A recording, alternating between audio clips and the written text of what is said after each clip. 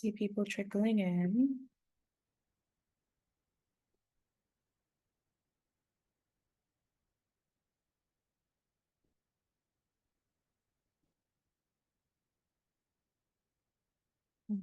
Good evening, everyone.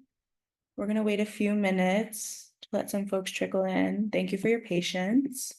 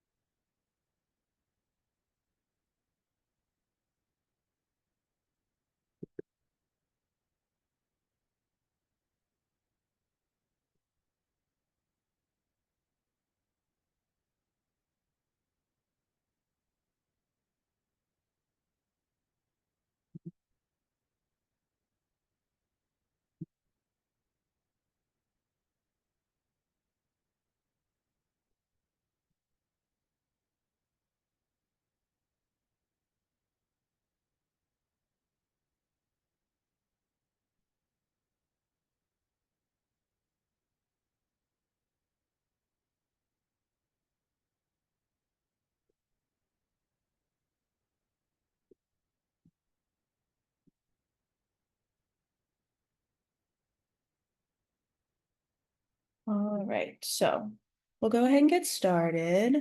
Good evening, everyone. Thanks for joining our first session in the Family Support Series for the fall 2024 semester. This is so exciting. So obviously I am a new face. So my name is Kayla Tingley. I use she, her pronouns, and I am the new graduate assistant for family programs, and I'll be the moderator for tonight's event. So Camille, do you want to introduce yourself? Yeah, good evening, families. My name is Camille Clark. My pronouns are she, her, and hers, and I am the Associate Director of Family Programs. Thanks for joining us tonight. I'm going to pass it over to Mackenzie. Hello, everyone. My name is Mackenzie Nelson. I use she, her pronouns, and I am the Assistant Director of Family Programs and New Student Family Programs. Awesome. So tonight I am joined by a couple members of the Mason community from the Department of Police and Public Safety, the Office for Diversity, Equity, and Inclusion, and the Office of Risk, Safety, and Resilience. So as you might have seen, tonight's topic is Campus Safety 101. So we have some pre-written questions for the panelists, and then we'll get to a Q&A at the end where you can ask them your own questions. So tonight, while the panelists are speaking, please use the Q&A button, not the chat button, at the bottom of your screen to ask questions. It's right next to the chat button. It will be used to show you all what questions we're asking the panelists as well. We also have live transcripts and closed captioning if you may need it. And this session will be recorded and posted to our website and YouTube channel. All right, so let's get started. The first question I have is for Eric from Police and Public Safety. Could you introduce yourself, your pronouns, and what you do here at Mason? Hey everybody, my name is Eric Fowler. I'm pronouns he, him, his. I'm the chief of staff of the police department, so I'm non-sworn, but we do have about 50 sworn police officers, but I support the chief of police. I handle all the legal compliance in coordination with the university council. I'm the FOIA officer, so if anybody requests, any sort of public records from the police department, they got to go through me. I handle all the compliance issues, HR issues, a lot of the stuff that the police officers don't want to do administratively. I'm your guy for that. So, hello. Cool. All right, so your first question is, what is the Rave Guardian app, and how does this help keep my students safe, and how can it help me stay informed? Great question. So Rave Guardian, it's RAVE. Rave Guardian, it's an app. We've had it for a few years. It's available on basically all the smartphones, and it has a lot of different features. One of the most common features is you can request an escort at the police department. So if you want a safety escort, you can do that through the app. You can actually work with the police department. Let's say you don't want an escort. You basically just want to give the police department a heads up. it sets like a timer, and we basically make sure that you get to your location okay.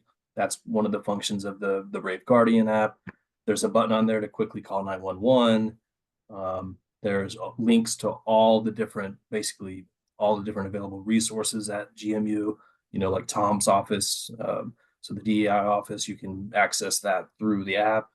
The EHS has resources on there, Student Support and Advocacy Center. All the different resources you need are available on that app. So there's a lot of different things on that app. Awesome, thank you. That's definitely a great resource.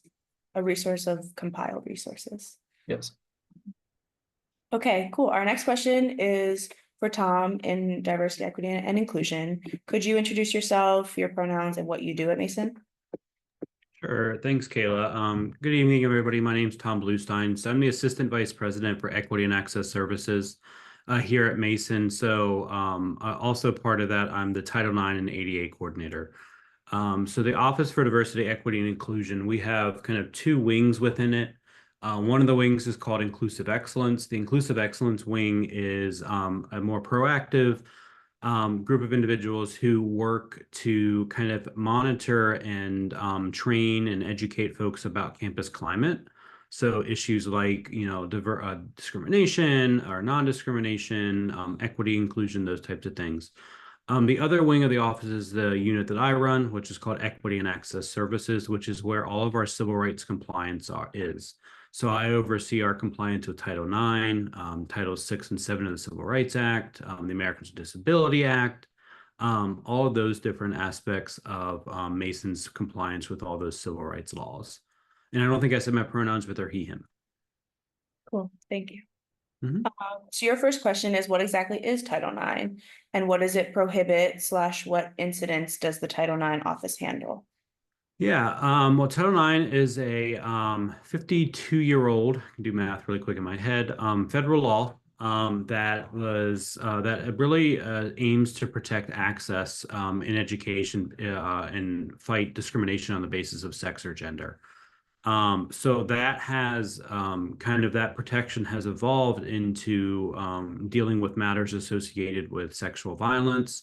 So things like sexual assault, sexual harassment, gender-based stalking, complicity, dating and domestic violence, all those types of things fall under the Title IX jurisdiction, if you may. So my office, specifically the Title IX portion, is in charge of the university's response to those types of issues. So if we receive notice that something like that, like a gender-based stalking or sexual harassment, sexual violence has happened, it's our obligation as an institution to go ahead and ensure that person who's facing that is outreach to and gets resources, understands there's supportive measures that we can do to help them, and then also any resolution options like an investigation or something like that. And my office handles all that.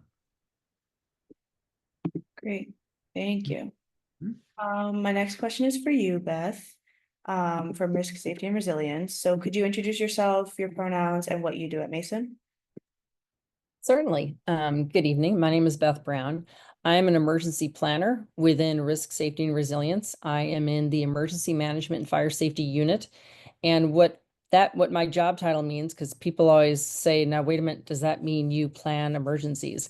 But what it really means is I am a person that helps us plan in advance of any emergencies so that we think about everything bad or questionable that could happen before it happens, and we try to devise a framework by which to respond to it.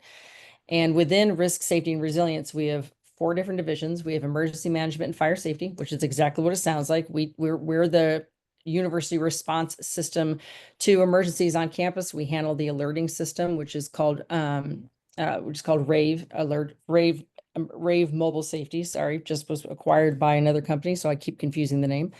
We also have an AED program, an automatic external defibrillator program. We also have Stop the Bleed kits. We have a lot of advanced programs that we've done to protect both the students, faculty, and staff on campus. And then we also have enterprise risk management under our realm. And that's the group of people that basically make sure that any real or potential threats to the university that could impact the mission or initiatives of the university are being addressed and forecasted before they happen. We have environmental health and safety, which is who protects basically we have an enormous number of labs on campus, and there's a lot of rules for compliance they have to abide by, and those are the folks that engage with them. And then lastly, we have employee health and well-being, which is a relatively new addition on campus. And this is a group of nurse practitioners and other medical professionals, including a couple physicians, that can provide certain medical care and individual health services to GMU employees that need it, like hearing tests for people that are around loud machines all day, fitness assessments, and that sort of thing. And so my specific job is specifically within emergency management. Oh, and my pronouns are she and her. Wow, thank you. You guys cover a lot. Yeah, we do.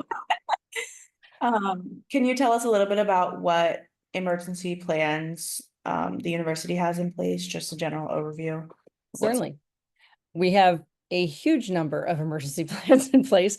And interestingly enough, we actually just went through our annual revision of the two most priority plans, which are our emergency operations plan.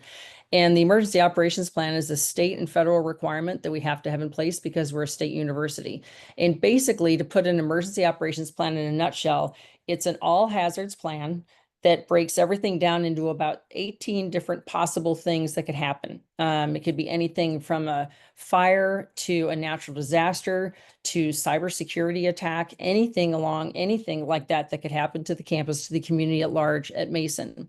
And we devise a framework of how we'll respond, what units would be involved, what outside agencies we would use. We form MOUs with different groups to make sure we've got all of the people included that need to know about these things beforehand. And then in addition to that, the other plan that just recently got approved is our continuity of operations plan. And continuity of operations is basically, what do you do if something bad happens? And we could even use COVID as an example. When COVID happened in the first couple of weeks, we all thought this would be just this brief thing. Well, it turned out, as we all know, to be a very extensive event. And after an event has taken place for 30 days, continuity of operations kicks in so that the university or whatever entity you're referring to can continue functioning, even under certain restrictions. And this is our planning effort that we do to ensure that that can occur. Well, that's really relevant, especially because we're seeing a lot of hurricanes and things like that nowadays. Indeed. It's good to know Mason's prepared. So my next question is for Eric from GMU PD. So what is the police escort program and how can my student take advantage of it? That's a good question. So we call it the escort program. Basically, it's a safety escort. You can call the police department 24 hours a day, and we will send either a police officer, a student police cadet, or a security officer to your location on campus, and they will either walk with you on campus somewhere, or they may have a patrol vehicle and you get a ride on campus somewhere. You can reach the police department. So this is actually a very important phone number. You may want to put this phone number into your cell phone when you get a chance. It's the non-emergency 24-hour phone number for Mason Police, 703-993-2810. So 703-993-2810. Put that phone number into your phone. You never know when you need to get in touch with us. Like if you want to do a welfare check on your student, you haven't heard from them in a while, you're getting concerned, call the police department's non-emergency phone number, and we will make sure your student's okay. But same thing with that safety escort, program. Just call that phone number right when you need the escort, and then we'll send somebody to your location. We don't do it by appointments, and we don't give you rides into the city. It's really an on-campus safety thing that we do. So, do students get a choice of like who they want to escort them, whether that be a student cadet or no, it's really who's available. That's what it's based on. But good question. All right, so back to you, Tom. What is the difference between a confidential resource and a non-confidential resource?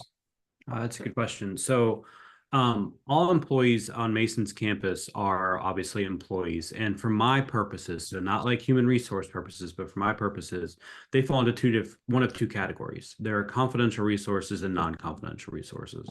Confidential resources are individuals on our campus designated that work in a specific office, and I'll list those in a second, that if someone comes to them and tells them, hey, I was sexually assaulted, or I have been the victim of sexual harassment, or I'm being stalked, Those individuals do not file a report with my office.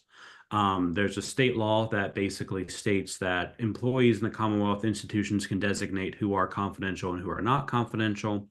Those spaces on Mason's campus that are designated as not as confidential are folks that work in the Student Support and Advocacy Center, or SSAC, our Counseling Center, which is CAPS, Counseling and Psychological Services, CAPS, in our university student health services, so the doctors, nurses, everybody in that space, and then also our university ombudsperson, everybody in their office. And it's not just the individuals who like have a license. So for example, in student health services, the person that is running the front desk that maybe is doing intakes, even if they're not necessarily a doctor or a nurse, they are a confidential resource because they work in student health. Same with like SSAC and CAPS, and the ombuds office. Non-confidential resources are everybody else. So if you don't work in one of those spaces, you're a non-confidential employee, which means that if someone, whether it be a student, faculty member, staff member, etc., says, hey, I'm being stalked by an individual who wants to date me, that's possible gender-based stalking, they actually have to, under state law and policy, file a report within our office.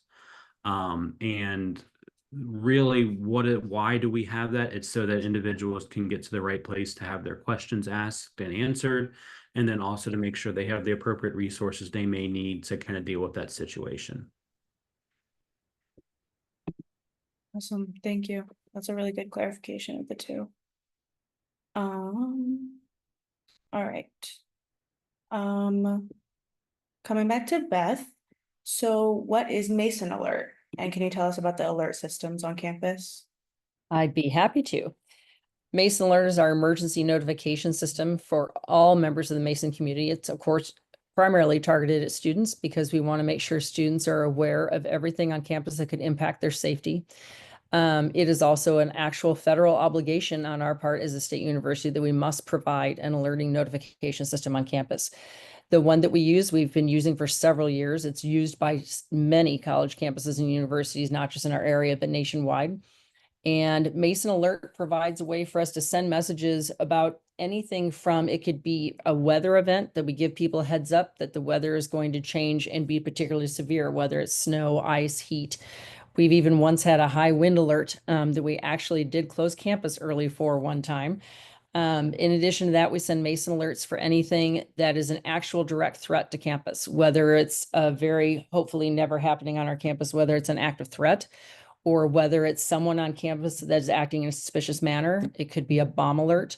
Anything along those lines, we will send out a Mason alert, and Mason alerts are sent by just a certain number of people on campus. It's usually somebody in my office. However, the police department dispatch center has the capability to send out several Mason alerts that go out absolutely immediately. They're on the moment they need to go out.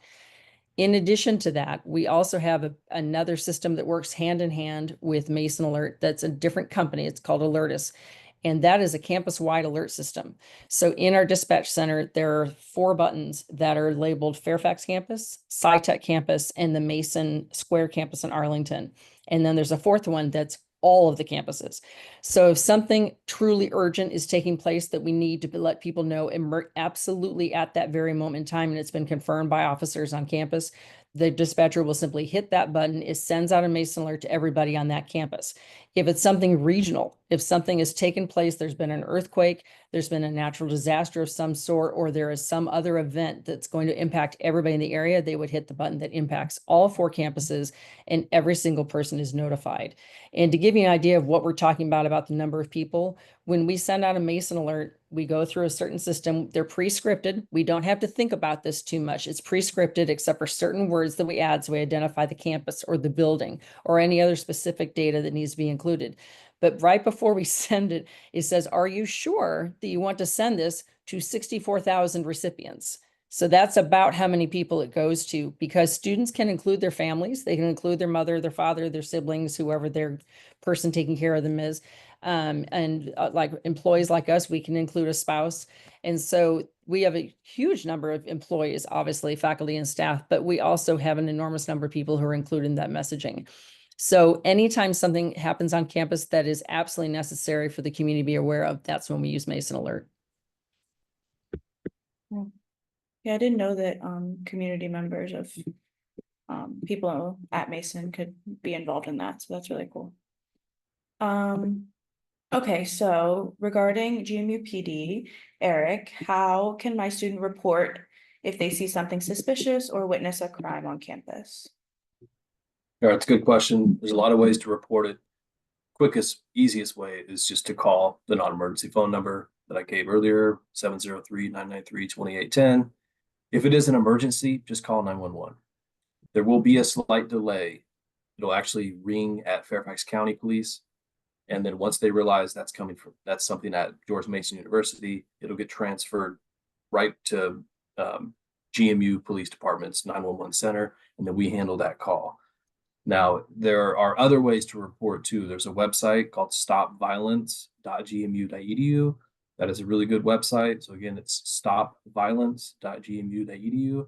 That website is really good because you can make a report about any type of concerning behavior. If you think there's somebody on a pathway to violence, it could be a threat assessment case. You can report Title IX issues through that. There's a link to make reports there. There's links basically to all the different types of things you may want to report, essentially anything concerning. That's a really good website. But in the moment you see something suspicious, the quickest way is just call Mason Police at 703-993-2810. Thank you. So back to you, Tom. Who can a student go to if they think something happened to them that might be a Title IX violation? And what happens once that process is started? Yeah, so a student or really anybody can go to any employee on campus. And like I said, when we were talking earlier, a non-confidential employee, which is the vast majority of our employees, have to file a report. The other thing that I didn't say in that answer is that someone can file a self-report. So if your student feels like they've been, victim of something that falls under Title IX, they can file their own report, or simply come to our office, which is, we have an office on the Fairfax campus, obviously, and then we have an office at the Mason Square Arlington campus. A couple days a week we're there. So that's one option definitely for individuals if they do want to go ahead and report to our office. It can also be a simple thing as, a student coming to our office and saying, hey, this happened to me, and maybe it's not exactly a Title IX issue, but it's an issue. We can also make a referral and help them get to the right place if we're not quite there. So we're always happy to do that. But once a report is filed, essentially what happens is, like I was explaining earlier, we have an obligation as an institution to conduct outreach to that person, to that victim.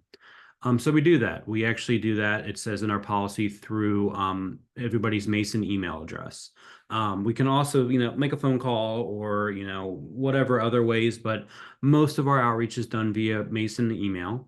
And in that email, it's going to invite the person, whether it be as a student, faculty, staff, guest, visitor, whatever, to campus, invites them to a meeting in our office that we call an information session. The information session is just another term for like an intake meeting where we go ahead and we accomplish 3 things in that meeting. And these are required by federal law. We go over resources, things like SSAC, CAPS, the police department, other areas on campus where they can get help, are also in the community as well, as we have partnerships with some external partners out in the counties and things like that. The second thing we're going to do is we're going to talk about supportive measures, which are things that the institution itself through the Title IX office can do to try to help someone be more comfortable.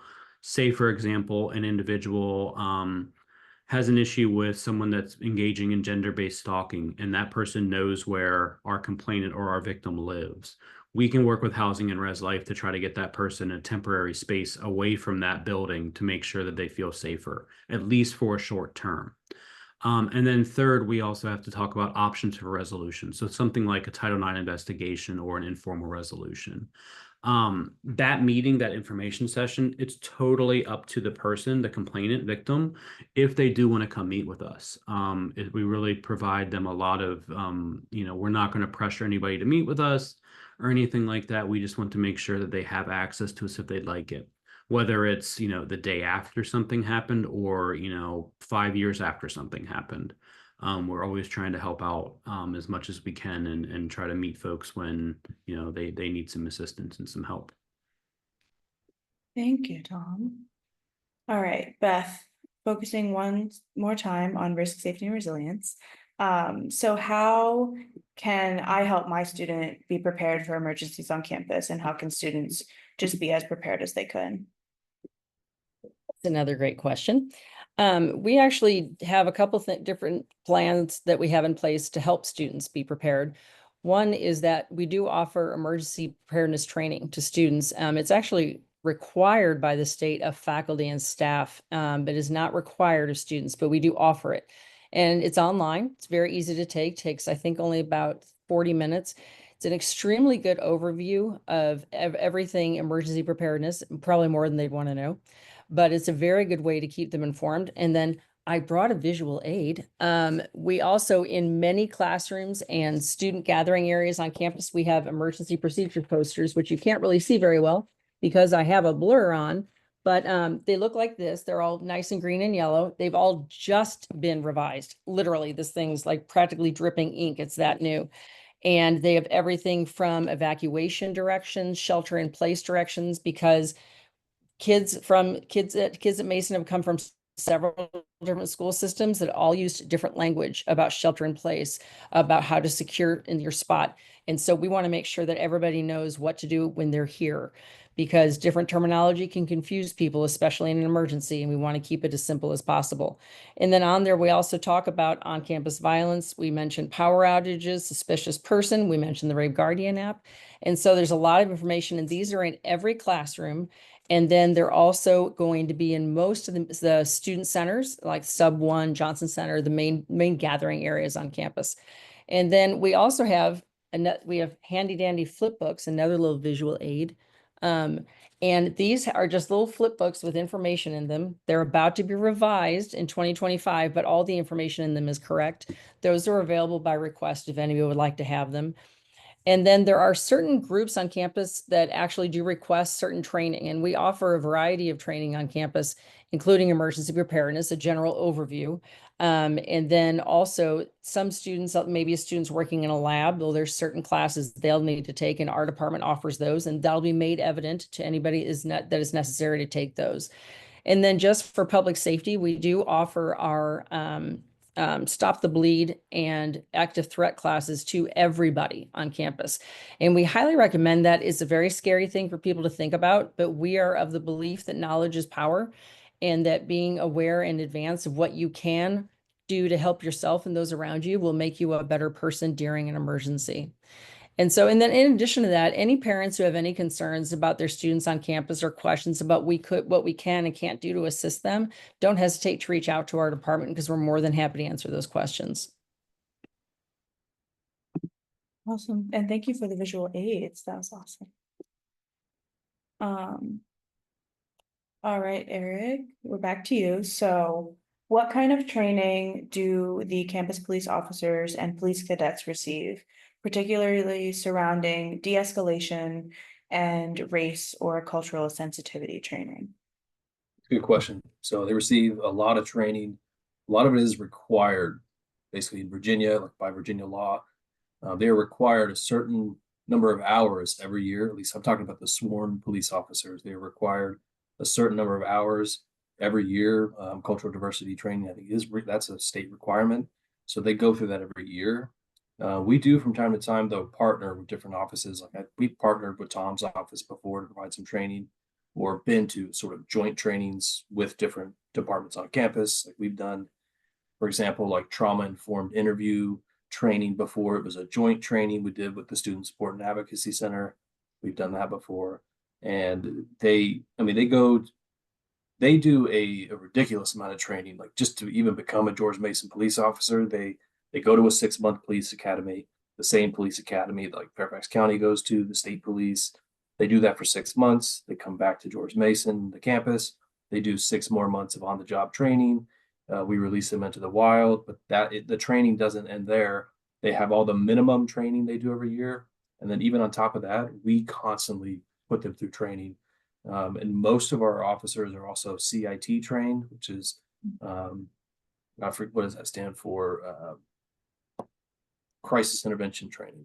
Basically, when you're dealing with somebody in crisis, most of our officers are CIT trained. They wear a little badge, and we encounter a lot of those calls on a college campus where basically it makes a huge difference to have CIT trained police officers. So there's that.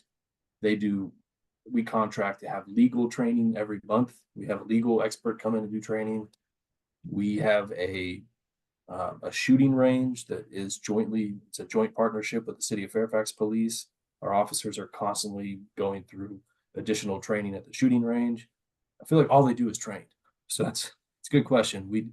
Every year we host a joint active shooter training with law enforcement agencies, state, federal, local, from all around the country. They come to George Mason, and we do intensive training in the summer when there's no students, and we occupy the buildings. And so we do a lot of training.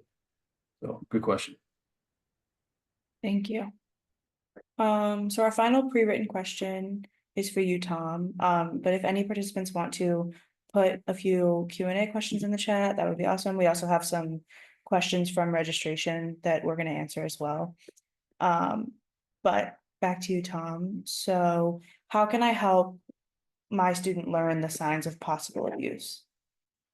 Oh yeah. The main thing is, to be honest, you probably know your student better than just about anybody else.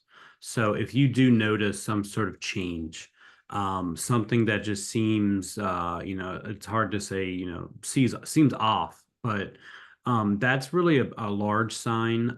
Withdrawing from, something that they may have enjoyed, so if you know that your student, absolutely loves and goes every day to go for a 3-mile run or however long, and they suddenly stop doing something like that, there's probably something going on. And then, if you have the type of relationship with them to kind of be able to ask them, so what's going on, that type of thing, that can be a really good way.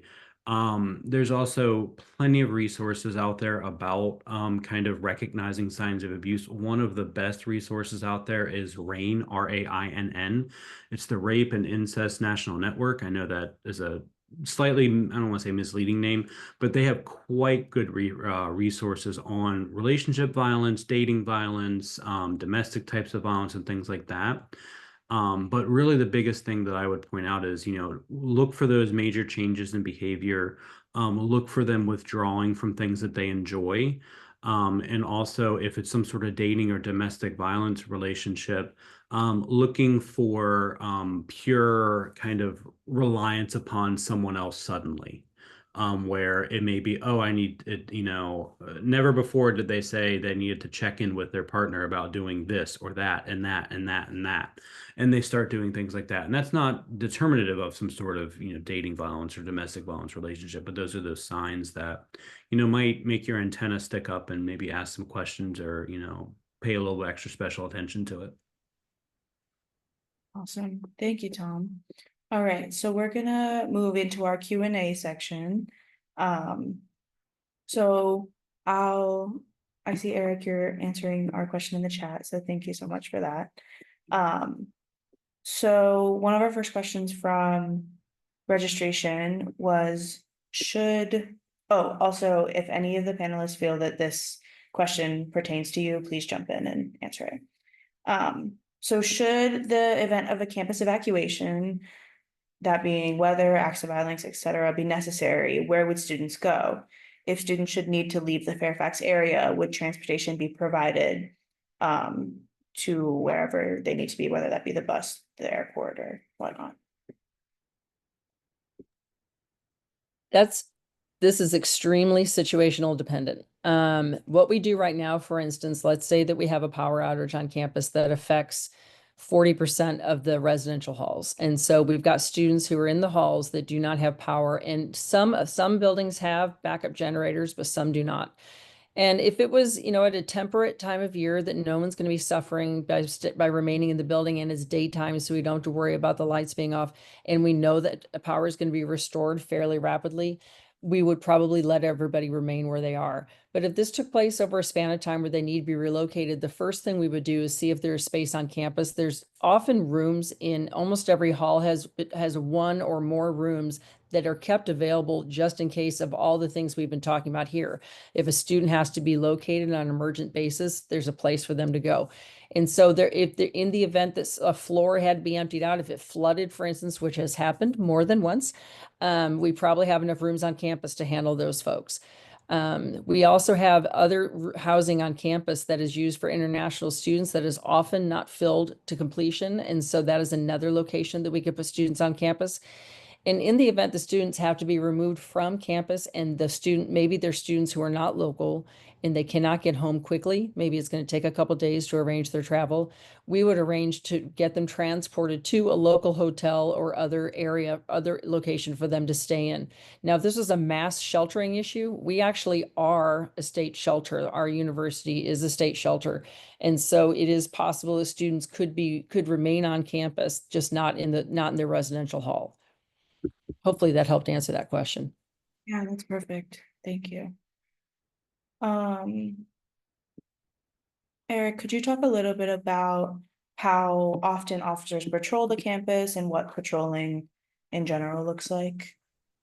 Sure. So 24 hours a day, we have sworn George Mason police officers patrolling the Fairfax campus, the Science and Technology campus, Prince William, and out in Arlington. And as far as what does that look like?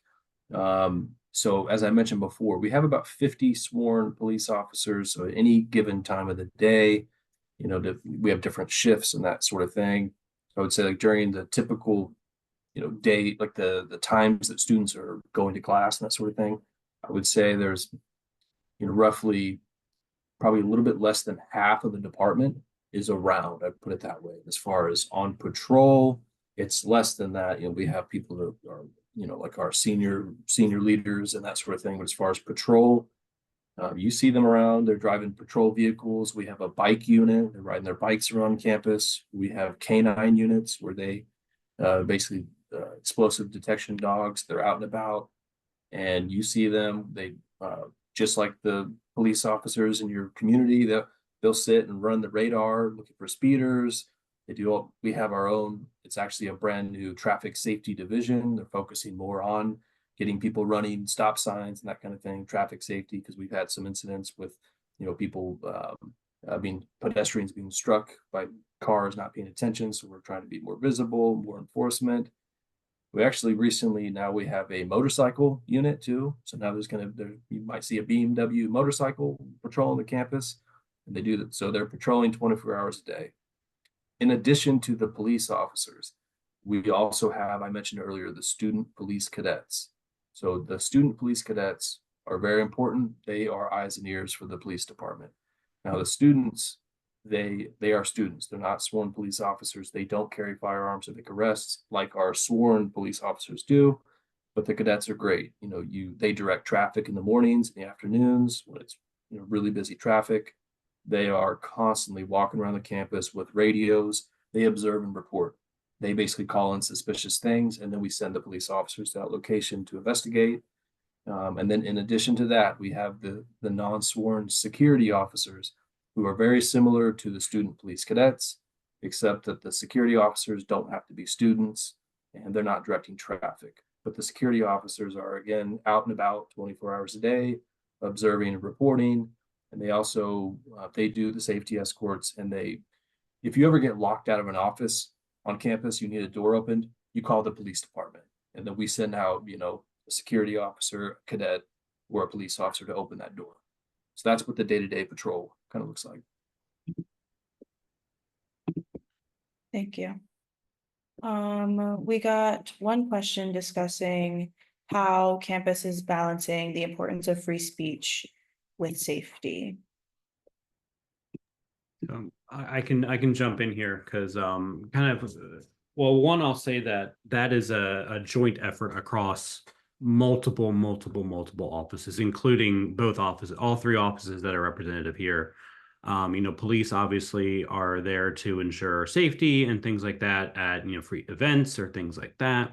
And then Beth's unit is there to ensure that policies about amplified sound and, where people can, reserve spaces and not reserve spaces and things like that are enforced and ensure that things are going smoothly. My office is responsible not only for obviously Title IX, but also other forms of discrimination based on protected classes or characteristics. And speech generally and often does have a slant to, one of those different protected classes or characteristics, things like national origin or shared ancestry, race, religion, gender, disability status, etc. So those are things just like we do Title IX investigations. We also do non-discrimination investigations with my office. And we're kind of the central repository for all of the different reports of different issues around campus that could constitute discrimination or creating a hostile environment. So for example, if there is a situation where a demonstration gets out of hand and police are called, and it feels as if that demonstrators may be targeting a specific group of individuals, the police are obviously going to be there. Beth's shop is probably going to be there too. And they'll file reports within our office so that we're aware of that type of situation. So we're monitoring not only for the individual kind of situation, but also the broader campus climate and environment, which is what federal law and federal guidance documents are saying currently. They're coming out, honestly, on a weekly, maybe even a day basis of kind of updates to the things that our offices need to be doing to make sure we're proactive enough. If I could add something to that, one thing that George Mason has always done, but we've really put it into very high level action in the last, well, pretty much ever since last October, since the events on October 7th of last year, is we've made sure that our outreach, not so much our department, we do it, but the primary department is University Life, reaches out to student run organizations on campus that might have groups that do feel particularly impacted and that may want to organize protests on campus. They may want to organize particularly activated speakers to come to campus. And as a result, our department and their department, police, several different, Tom's shop, we've reached out to these groups before anything happens so that there's already a relationship in place. And I think I'm a parent of two kids, one that just graduated, the other one will graduate in December. And I know you wonder, how do I know they can have their voice heard, or how can I know they won't be hurt by somebody else's voice being heard? And so we opened up those communication channels well in advance of anything happening and kept them open. Even now, as people have graduated and the groups have changed, we still are talking to all these groups to make sure everybody knows exactly what they can and can't do. And we have tightened down a lot of our policies, but at the same time, we want to be sure that they know that we know that they can be heard, but we want to make sure they understand that there's an impact. And so it's a very delicate relationship, but we've been very fortunate that so far it has worked very well. And it's consistently being watched and updated, basically, like Tom said, almost all the time to make sure we're doing the best we can do. Yeah, and to add to that, just about the speech part, because I feel like we've danced around it a little bit. Obviously George Mason University is a public institution, and the property by which we all work at, and some of us live on, things like that, is a public space. So Mason as a government entity cannot discriminate on the basis of content or anything like that of a speaker. And we are an institution that ensures that individuals are able to exercise their right to free speech. Sometimes it obviously, upsets people based on the speech or, conduct being done by individuals exercising their rights. And we understand that. And that's exactly kind of where Beth was going with having those proactive relationships, making sure people feel supported. Hate speech is not necessarily unprotected speech.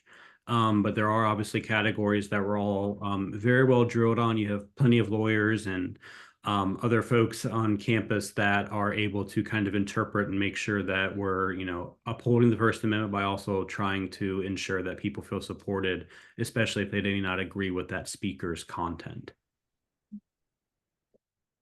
Thank you all. Our last question talks a little bit about certain campuses have emergency blue light systems.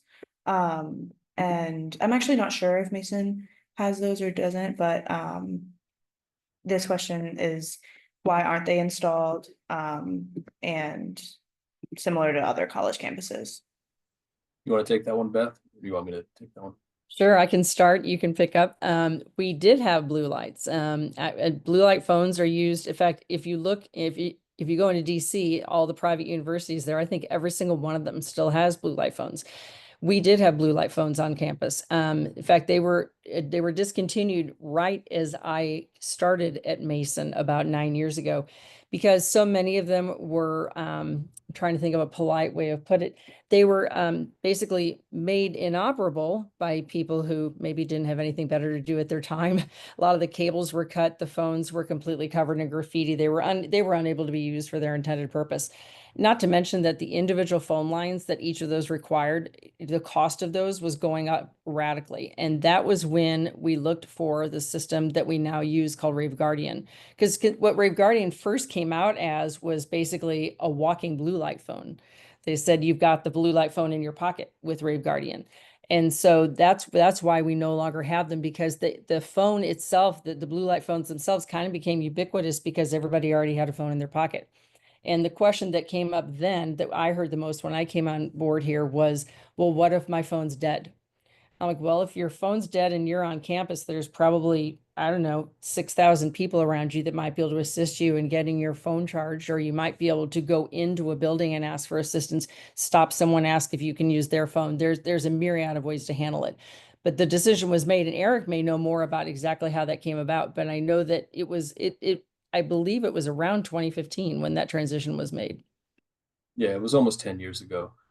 And just to put it simply, the technology is old. You know, those blue light phones, they make sense if you're in a tunnel somewhere, like you see them in tunnels, you know, there's no cell signal. I think we do actually still have one in the Arlington campus We in the do. parking garage because You're the correct. cell signal is really bad down there. But it's just outdated technology. It made sense back in the day, you know, when people only had pagers or even before that when they had nothing. But those, and when I first came to Mason, I've been here almost 11 years. When I first came to Mason, I was actually a dispatcher in the 911 center. And so for that, I was in there for a year. Not one call for service came in through the blue light phones. What we did get though was like, you know, somebody picking it up to see if it worked and like put it back down real quick. Like kind of people messing with the phones. They did not get utilized. I'd put it that way. It's outdated technology. Maybe back in the day they did get used, but I wouldn't be surprised if more and more universities are phasing them out because they're really not used. So And my office doesn't handle anything to do with blue lights, but I also have heard folks that Eric and both you, Beth, say this. And, you know, if you're in an emergency and someone's, say, chasing you, which I feel like is the situation that we think about blue lights with the most, you have to stop at a blue light to talk to somebody and you have to stay there. yeah. So you have a cell phone with Rave Guardian, it does the same thing and you can continue moving. That was another thing that I've heard, you know, several times, because I smiled when the question was asked, because I feel like we do a lot of presentations together and it always gets asked. And I always kind of think of, I don't want to stop. I don't want to stop Yeah. if I'm being chased. So I'll put my phone out and run. Yeah, I Excellent get the point. question though. I get the question though, because it is like a perception, I think, of like because when you walk around DC, you know, Beth mentioned you see the private universities and you do see the phones, the blue light phones, and I think there is a perception of safety with them, but not every situation is the same, and times have changed. Like our campus is, you know, there's 24-hour, you know, information desks, and there's people all over with the cell phones. At our university, they don't make as much sense. I put it that way, and given the technology we have nowadays. So, but good question. You know, everybody always asks, and it's a good question. Yeah, I went to an undergraduate institution with them and nobody really used them. Everyone just called campus police on their phones. So a little bit more accessible that way, but thank you for the question. All right, so that will close out our Q&A session. Thank you so much to all of our panelists for giving us a little bit of insight into their knowledge and expertise. Keep an eye on Mason Family Connection for any announcements, and also our website, masonfamilygmu.edu. Also, please register for Family Weekend. Registration closes tomorrow, so We would love to see you all and meet all of our lovely faces on the family team. All right, thank you so much and have a good night. Night.